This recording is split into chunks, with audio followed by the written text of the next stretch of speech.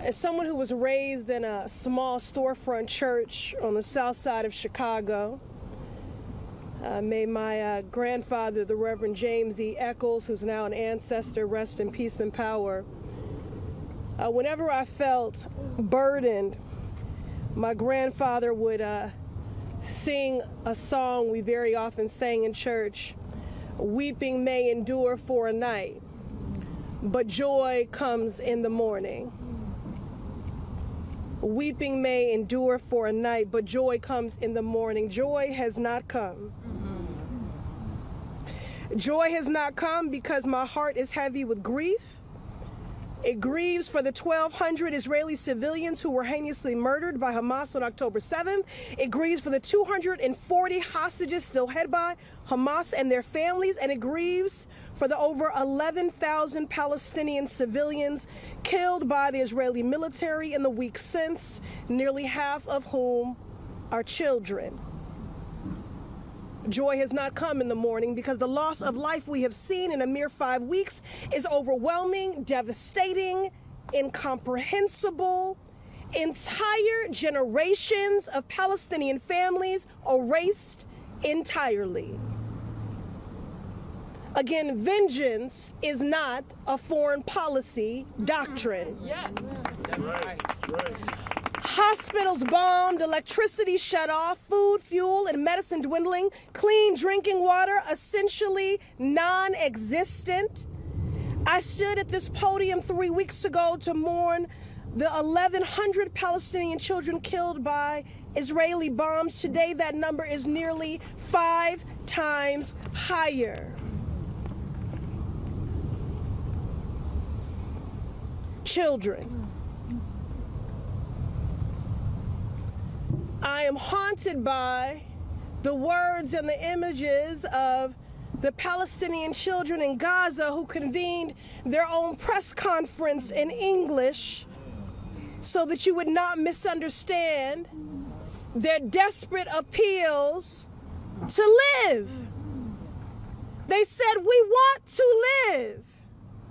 We want peace."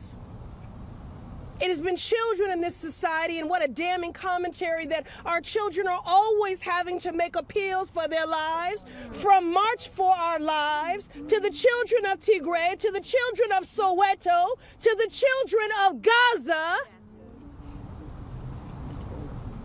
pleading for mercy and to live. There is no justification for the collective punishment of the Palestinian people, from their elders to their babies. As people of faith, we believe that we are all God's children, Palestinian, Israeli, Americans alike. Regardless of our religion or nation of birth, we are one human family, and we have a moral obligation to be our brothers and our sisters' keeper, a collective righteous mandate to save lives. And the mandate is clear. Ceasefire now. We are not alone, and we are not afraid. Millions across the globe have echoed our calls for an end to the bloodshed, from the United Nations and the Pope to the President of France and healthcare workers in the Commonwealth of Massachusetts, which I represent. This is a movement that is pro-peace, pro-faith, and pro-humanity. And this movement is growing every day. Last month, I sat with the families of hostages who spoke of deep love and grief, and they made it clear that they didn't want vengeance. They just want their loved ones safely home.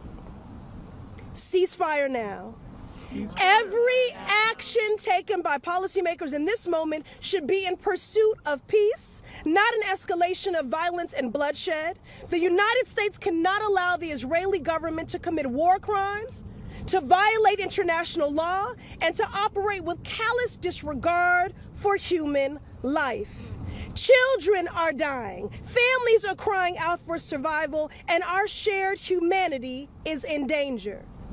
A ceasefire is the mandate, and we must respond accordingly. Yes. Okay. It's that righteous indignation that's keeping us warm out here. Okay, so now I think we'll bring Representative Omar. Yeah, and then we'll have some final words from rabbis after Representative Omar speaks. All right.